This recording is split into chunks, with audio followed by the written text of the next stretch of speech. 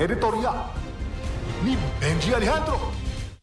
Nagtagumpay ang balikatan drills dyan naman sa Ilocos Norte. Ngunit, ang pagpili po ng BRP Quezon 70, isang dating barko ng Philippine Navy na bahagi po ng ating kasaysayan bilang target po ng Japanese missile, nagdulot po ng sugat sa alaala ng kabayanihan ng mga veterano at ng mga biktima ng digmaan ng ikalawang daigdig. Ang eksenang ito po ay hindi lang teknikal na pagsasanay, kundi isa hong kabalintunaan na nagbukas muli sa sugat ng nakaraan.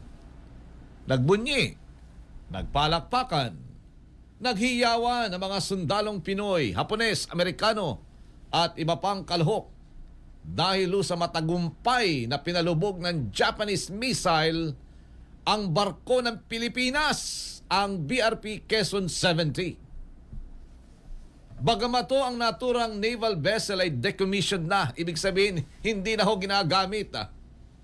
At marahil pinatutubuan na lamang ng Philippine Navy ng talaba.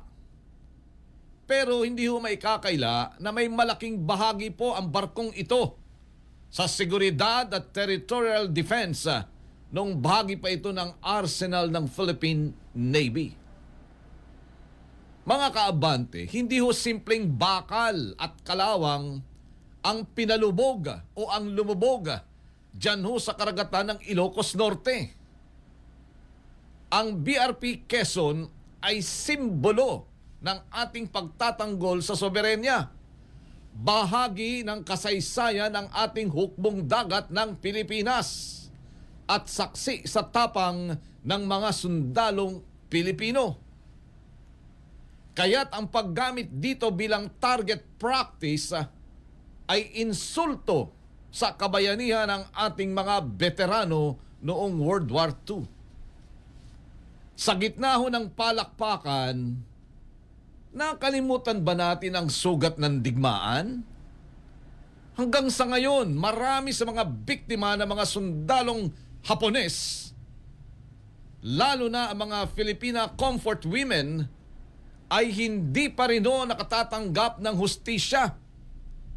Meron pong mayroon pang surviving na Lola Filipina, mga comfort women na lampas edad 100 na ata Ang alaala ng kanilang pagdurusa ay nananatiling bukas na sugat at ang eksenang ito'y tila pagbaliwala sa kanilang sakripisyo. Oo, mahalaga ang balikatan drills para sa modernong depensa at pagtutulungan kung mayroong tinatawag na kalamidad. Ngunit sana man lang ibang water vessel o artificial target ang ginamit. Hindi ang isang barko ng Pilipinas na mayroong bahagi po ng ating kasaysayan sa pagbibigay ng territorial defense. Ang pagpili po sa BRP Quezon ay isang kabalintunaan. Irony mga kaabante. Sa ngalan ng pagpapakita ng lakas, tila na isang tabi ang respeto sa ating sariling kasaysayan. Mga kaabante, ang tunay na depensa ng bayan ay hindi lamang nakasalalay sa mga missile at barko. Nakasalalay din ito sa paggalang sa ating kasaysayan, sa pagbibigay ng hustisya sa mga biktima ng digmaan at sa pagpapanatili ng alaala ng kabayanihan ng ating mga sundalo. Kung ang ating sariling barko ay kayang palubugin sa ngalan ng pagsasanay, paano pa natin maipagtatanggol ang alaala ng ating mga bayani? At gaya nga po ng lagi nating paalala sa palabigasan ng bayan, ang tunay na yaman ay hindi lamang sa pagkain sa mesa, kundi ang dangal at alaala ng ating kasaysayan na dapat ipaglaban.